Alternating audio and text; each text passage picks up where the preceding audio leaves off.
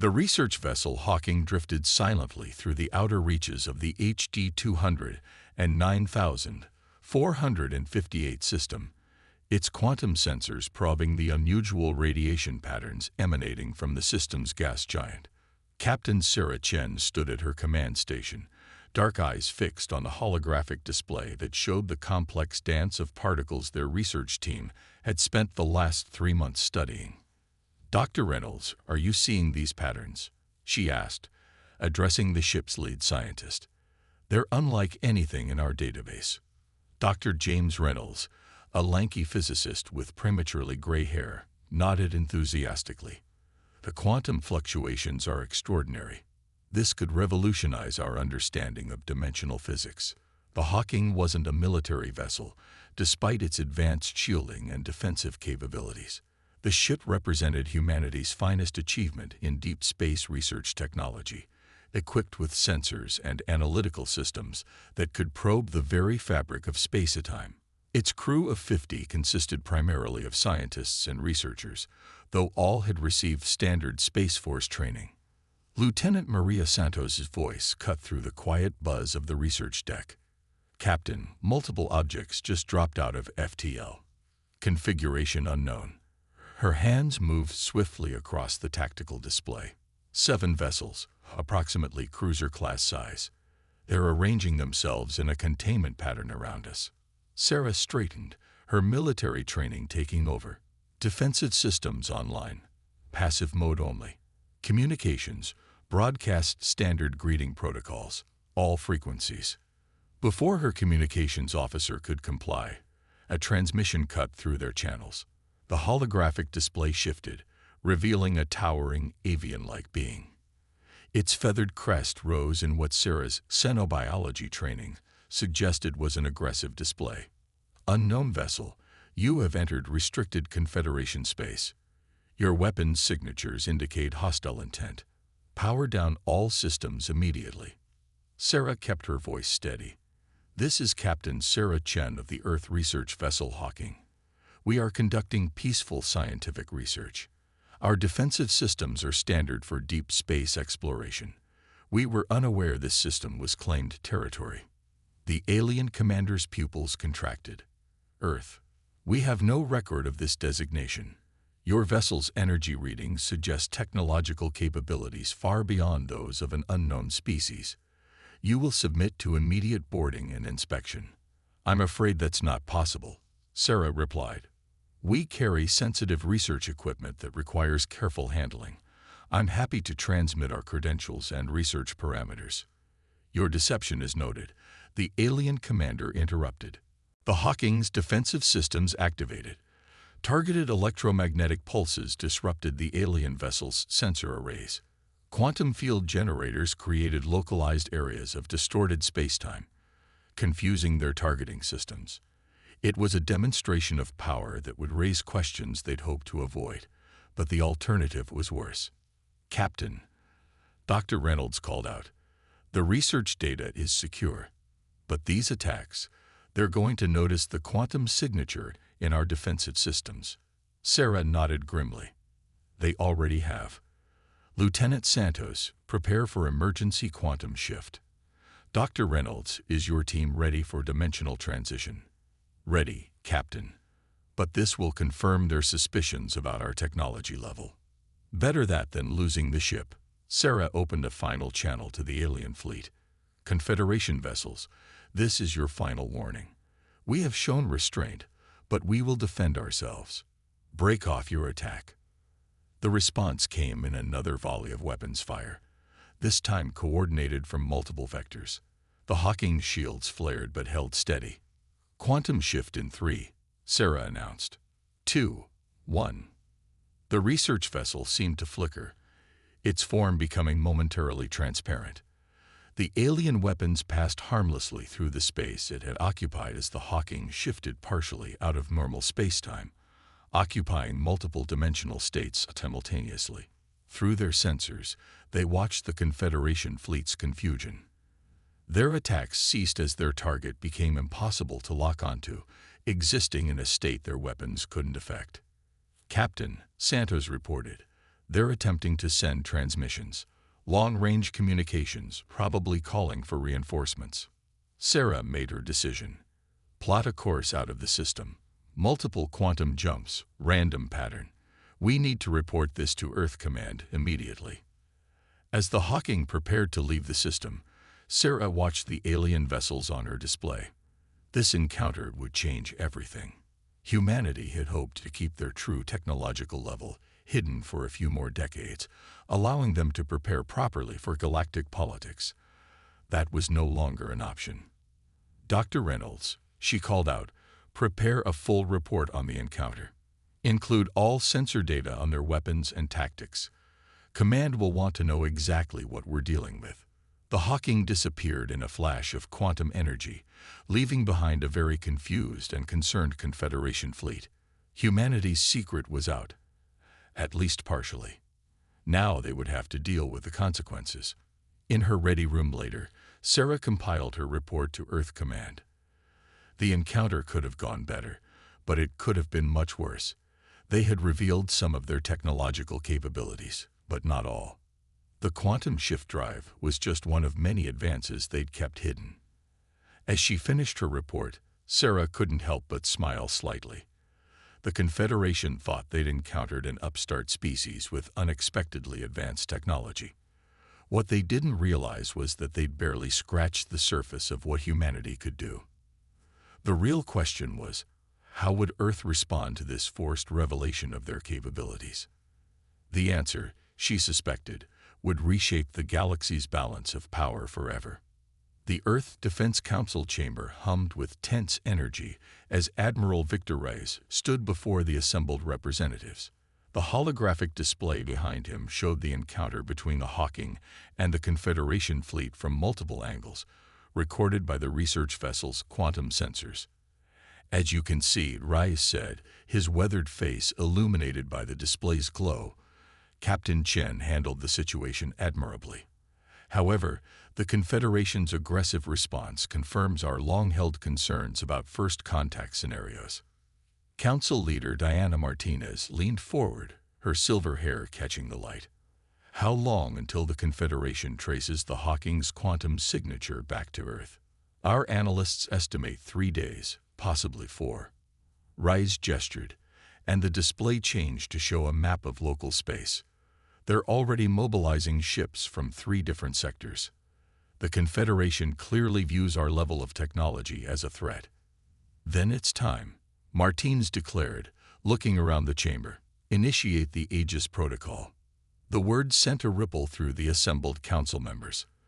For 30 years, humanity had been preparing for this moment, building and hiding their true military capabilities behind a facade of modest technological advancement. Deep within the asteroid belt, hidden quantum signatures began to pulse. Throughout the solar system, massive structures that had been phase-shifted out of normal spacetime started to reappear.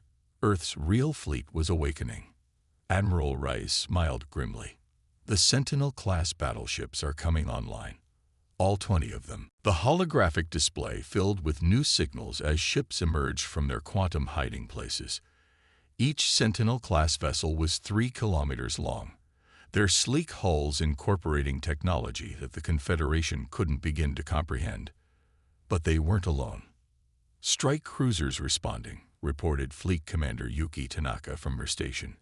Quantum synchronization at optimal levels. The neural network is stable and expanding. The neural network was humanity's greatest secret, a quantum-based artificial intelligence system that linked their ships and crews together in ways that transformed space combat.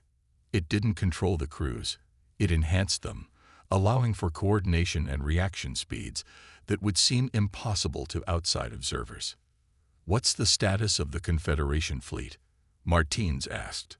Their advance force will reach the HD 200 and 9458 system in approximately 6 hours, Reyes replied. They're expecting to find traces of our quantum drive signature. Instead, they're going to find Task Force Aurora waiting for them. The display shifted to show 6 Sentinel-class battleships, accompanied by their escort vessels, moving into position. Their quantum drives allowed them to traverse vast distances without using traditional FTL routes, another advantage the Confederation wouldn't expect. Commander Tanaka, you have tactical command of Task Force Aurora, Martins declared. Your orders are to demonstrate our capabilities while minimizing loss of life. We want the Confederation to understand that we could have built weapons of mass destruction, but chose not to. Tanaka nodded, her neural interface glowing softly at the base of her skull.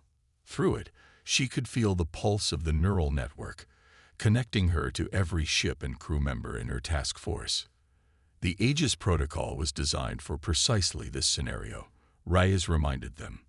We knew that eventually someone would discover our true capabilities. The protocol isn't just about defending Earth. It's about showing the galaxy that humanity can be both powerful and responsible.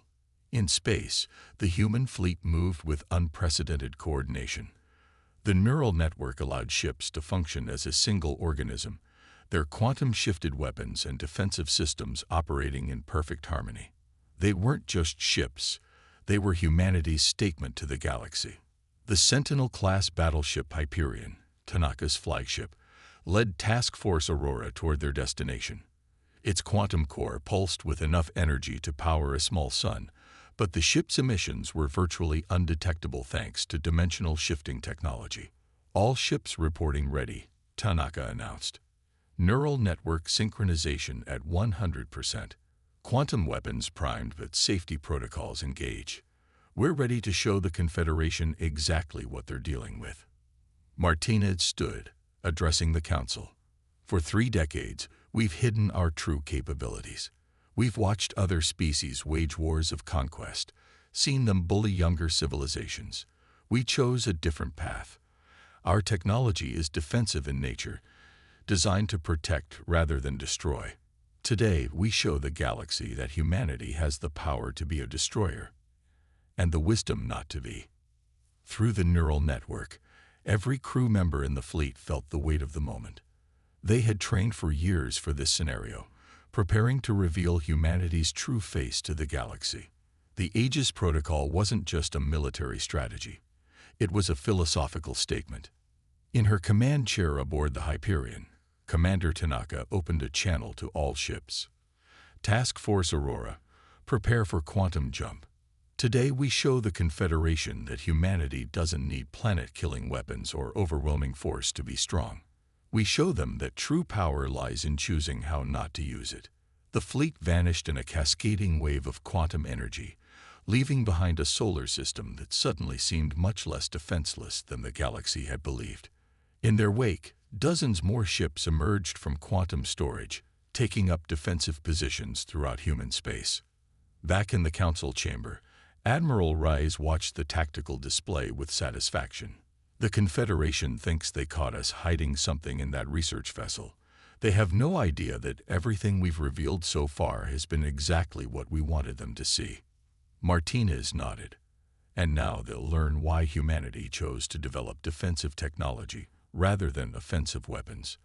Not because we couldn't build better weapons, but because we chose to be better than that. As Task Force Aurora approached its destination, Commander Tanaka felt the neural network pulse with readiness. The next few hours would reshape the galaxy's understanding of humanity forever. The Confederation was about to learn that underestimating humans was the last mistake they'd ever make, not because humans would destroy them, but because humans would show them a better way. Commander Yuki Tanaka felt the neural network's warning pulse a fraction of a second before her tactical officer called out. Confederation fleet emerging from FTL. 35 vessels detected, heavy cruiser class, and above. They're on an attack vector toward Proxima Colony. Through the network, Tanaka could feel her task force's instant response. 6 Sentinel-class battleships and their escorts, moving in perfect synchronization. The neural network shared tactical data faster than any conventional system, allowing the human fleet to adapt and respond as a single entity. They're deploying in attack formation, her tactical officer reported. Energy signatures indicate weapons charging. They're not even hailing us. Tanaka's lips curved in a slight smile. They think they're launching a surprise attack on a vulnerable colony. Task Force, initiate defense pattern Echo. Let's show them how humans protect their own. The Confederation fleet struck first, launching a coordinated barrage of plasma torpedoes and energy weapons. They expected to overwhelm the seemingly modest defenses of humanity's first extrasolar colony.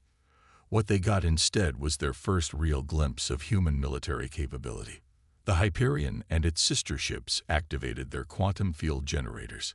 Space itself seemed to ripple as the incoming fire encountered layers of shifted reality. Some weapons passed harmlessly through empty space where ships appeared to be. Others struck shields that absorbed and redirected their energy. All ships, execute Maneuver Theta 7, Tanaka commanded. Through the neural network, her orders translated instantly into coordinated action. The human fleet split into 3 elements, each moving in patterns that should have been impossible for vessels that size. The Confederation fleet's formation began to break apart as they tried to track targets that seemed to exist in multiple places simultaneously. Their sensors couldn't lock onto ships that shifted between dimensional states, and their weapons couldn't hit what they couldn't properly target. "They're launching fighters," reported Captain Y. Chen from the battleship Archimedes.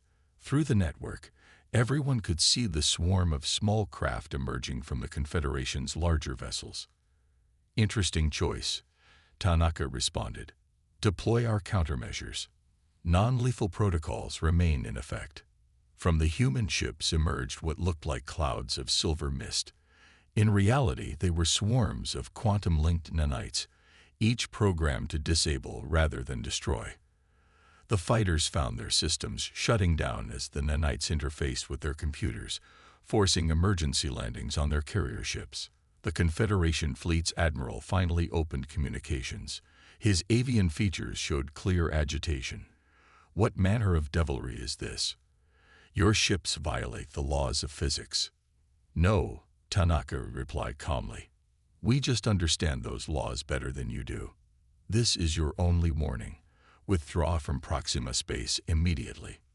We will not be intimidated by tricks and illusions." The admiral's crest flared. "All ships, concentrate fire on their flagship." The Confederation fleet reoriented, bringing their combined firepower to bear on the Hyperion. What followed was a demonstration that would be discussed in military academies across the galaxy for centuries to come. As the barrage approached, the Hyperion's quantum field expanded.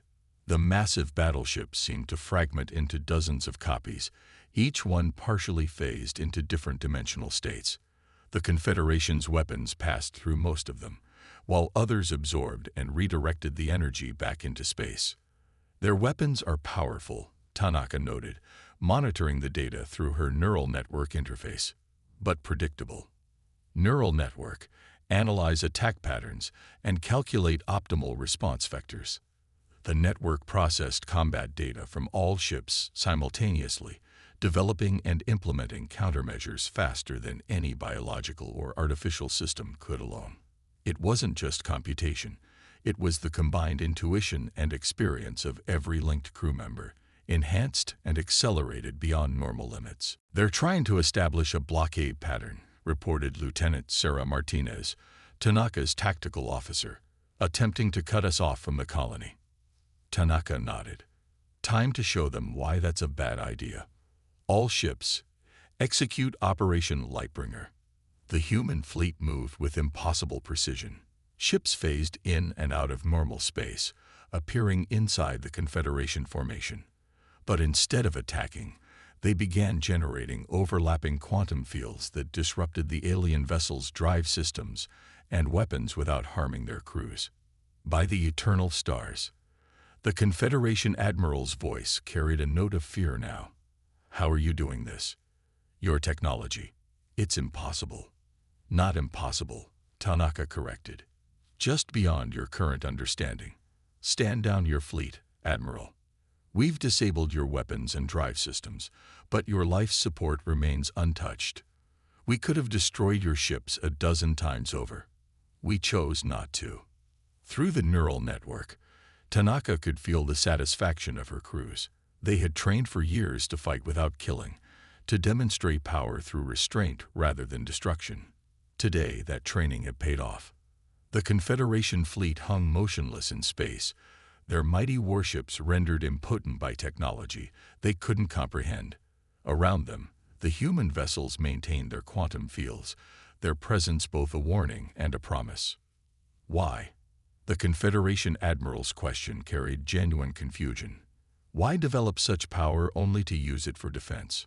Because that's what humanity chose to be, Tanaka replied. We could have built weapons to crack planets or shatter stars. Instead, we built shields to protect, systems to disable rather than destroy. We chose to be guardians rather than conquerors. As she spoke, more human ships emerged from Quantum Shift, the reinforcements they hadn't needed but had positioned just in case. The Confederation fleet was now hopelessly outnumbered by vessels that had proven themselves technologically superior in every way. The choice is yours, Admiral, Tanaka continued.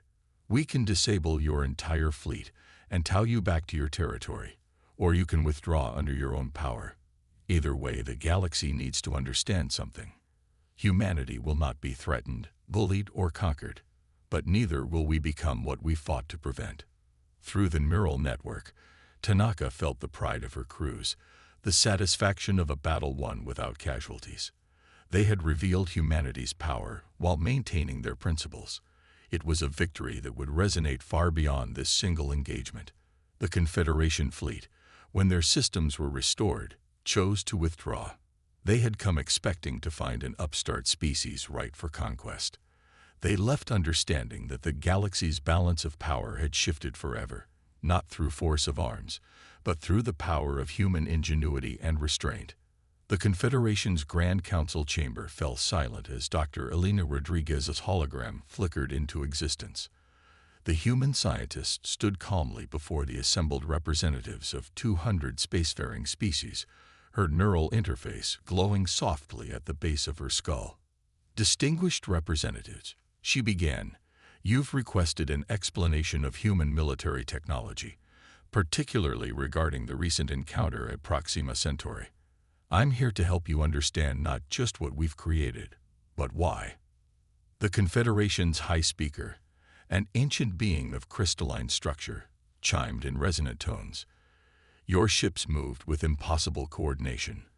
Our analysts suggest some form of artificial intelligence control, yet we detected no such signatures.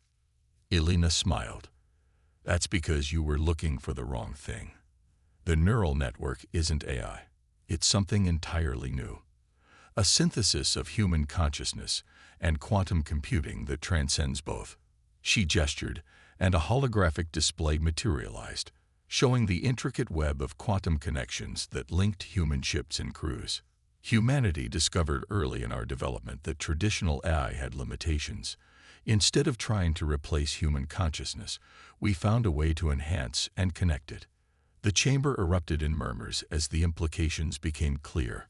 Through quantum entanglement and neural interfaces, human crews could share thoughts, experiences, and intuitions at the speed of thought.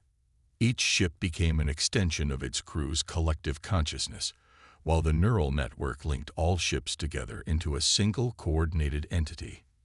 Impossible, declared the Zoran representative, his scaled skin flickering with agitation. Such technology would drive organic minds insane. We attempted similar research centuries ago. You tried to force machine logic onto biological minds, Elena corrected. We did the opposite. The network adapts to each individual's natural thought patterns. It doesn't control. It connects, enhances, suggests. Every crew member remains fully autonomous while gaining access to the collective experience and knowledge of the entire fleet. Commander Tanaka, still aboard the Hyperion, authorized a live demonstration. Through her neural interface, Elena connected to the network, allowing the Council to witness its operation in real time. The holographic display showed the quantum pulses of information flowing between ships, crews, and systems. Watch, Elena said, her voice taking on a subtle harmonic quality as the network spoke through her. This is how human ships coordinate their quantum shifts. The display showed a tactical simulation. As threats appeared, human vessels responded instantly, their movements synchronized yet unpredictable. Each crew member's intuition and experience fed into the network, creating response patterns that no eye could devise. The network isn't just about combat, Alina continued. It's transformed how we think, how we solve problems. When facing a crisis, we can draw upon the combined knowledge and creativity of thousands of minds working in perfect harmony. The Aldebaran delegate, a being of pure energy, pulsed with curiosity. Yet you chose to reveal this capability through a military demonstration. Why? Because we knew it would get your attention, Alina replied honestly. Humanity has watched how the Confederation treats primitive species. We needed you to understand that we aren't primitive. We've just been very, very quiet about our advancement. She expanded the holographic display, showing the full extent of human space. Hidden quantum signatures began appearing, revealing infrastructure and capabilities that had been invisible to Confederation sensors. For 30 years, we've been preparing not for war, but for this moment. The neural network allows us to coordinate our entire civilization in ways you never imagined possible. Every scientific breakthrough, every technological advancement, is instantly shared and understood across our entire species. The High Speaker's crystalline form resonated with concern. Such power, it could be used to dominate the galaxy. It could, Alina agreed. But that's not who we chose to be. The network taught us something profound about consciousness itself. When minds connect, empathy becomes inevitable. Understanding becomes automatic. The very technology that makes us powerful also makes us incapable of choosing domination over cooperation. Through her neural interface, Alina shared a carefully controlled taste of the network's experience.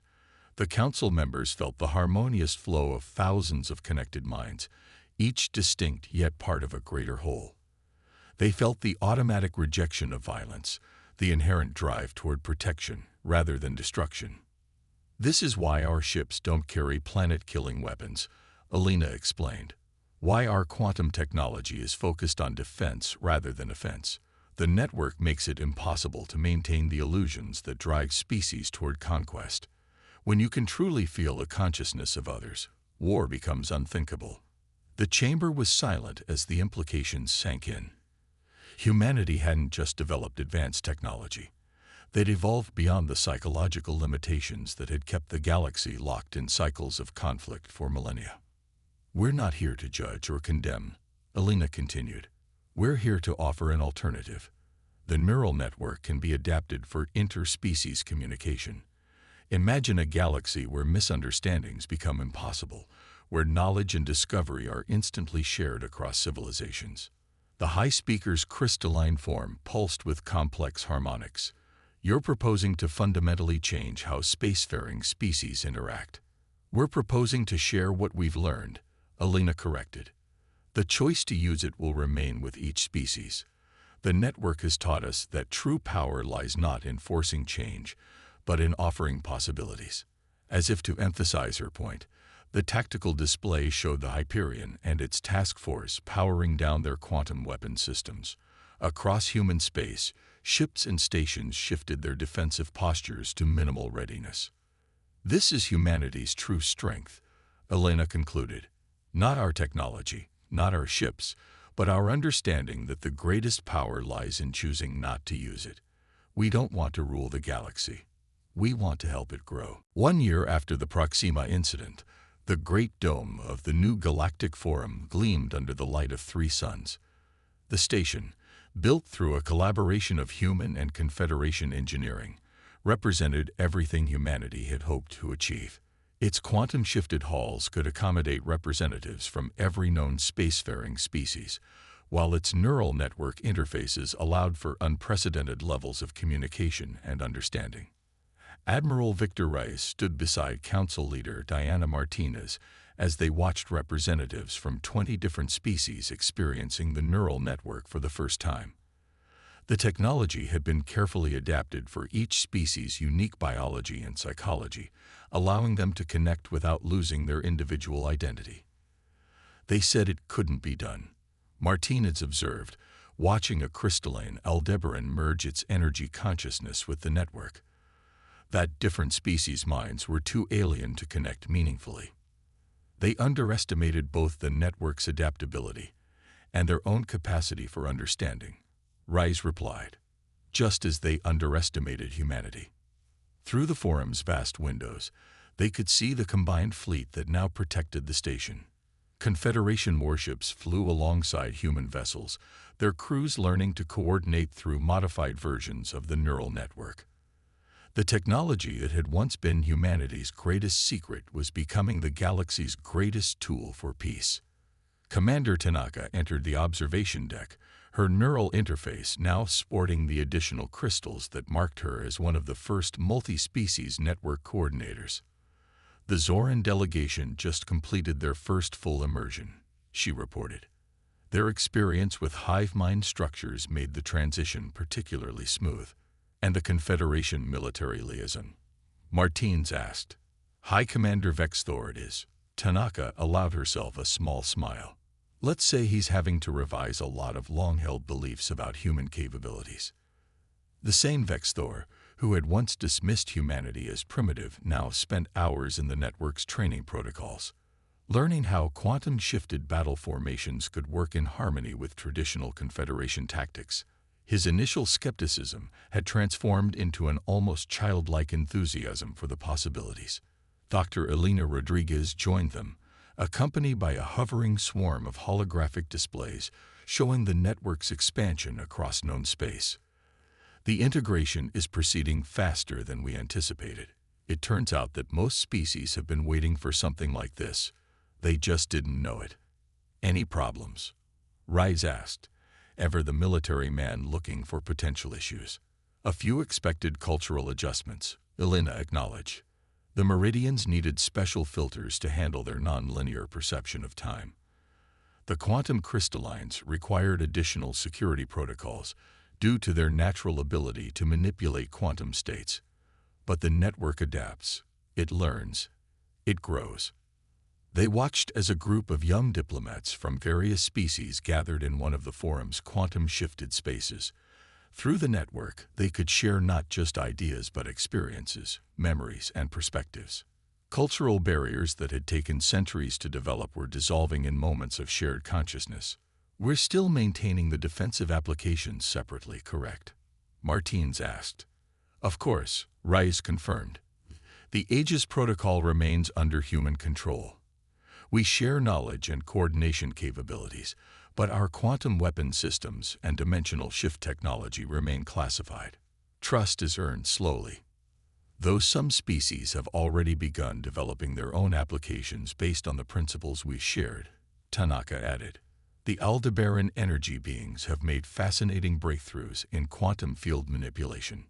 Through the neural network, they could all feel the pulse of change spreading through known space. Species that had been locked in centuries-old conflicts were finding it difficult to maintain hostility when they could directly experience each other's thoughts and feelings. The network didn't force peace, it simply made war increasingly difficult to justify. The Confederation Council has submitted a formal proposal, Elena announced, pulling up a detailed document. They want to restructure their entire governance system around neural network principles. They're calling it the Conscious Coalition, a new form of government that uses shared experience as its foundation. Martinez nodded thoughtfully. They're beginning to understand what we learned decades ago. Real power isn't about weapons or territory. It's about connection, understanding, and the choice to use capability responsibly. A soft chime indicated another milestone achievement. The first fully integrated multi-species research team had just made a breakthrough in quantum physics, their shared consciousness through the network allowing them to perceive problems from entirely new angles. It was exactly the kind of advancement humanity had hoped for. We revealed our true capabilities expecting a military confrontation, Rise mused. Instead, we sparked a revolution in how species interact. The Aegis Protocol was never just about defense, Martins reminded him. It was about showing the galaxy a better way. We developed technology that could have made us the most formidable military power in known space. Instead, we turned it into the greatest tool for peace ever created. Through the network, they could feel the ripples of change spreading further into the galaxy. New species were making contact, drawn by reports of a technology that could bridge the gaps between different forms of consciousness. The human fleet, once hidden, now served as teachers and guides, helping others understand the responsibilities that came with advanced technology. The Confederation's xenorchaeologists just shared an interesting finding through the network, Elena said, bringing up another holographic display. Apparently, there are records of an ancient species that attempted something similar to the neural network. They failed because they tried to force uniformity rather than embrace diversity. That's always been the key, Tanaka agreed. The network doesn't try to make everyone the same. It celebrates differences while finding ways to share understanding across them. As they watched, another group of representatives entered the quantum-shifted training areas. Species that had once been bitter enemies now worked together, learning to navigate shared consciousness while maintaining their unique identities. It wasn't always easy, but it was transforming the galaxy in ways that mere technology never could. So, Martinez said with a slight smile, "What do you think about humanity's chances for full membership in the Confederation now?" "I think," Rise replied, watching the combined fleet perform a perfectly synchronized maneuver, "that the question is no longer whether humanity is ready for the galaxy, but whether the galaxy was ready for humanity." The neural network pulsed with agreement, carrying the collective hope and determination of thousands of connected minds across the stars. Humanity had hidden their true power for decades, only to reveal that their greatest strength lay not in their advanced technology, but in their vision of what that technology could achieve. The age of isolation was over. The era of true understanding had begun.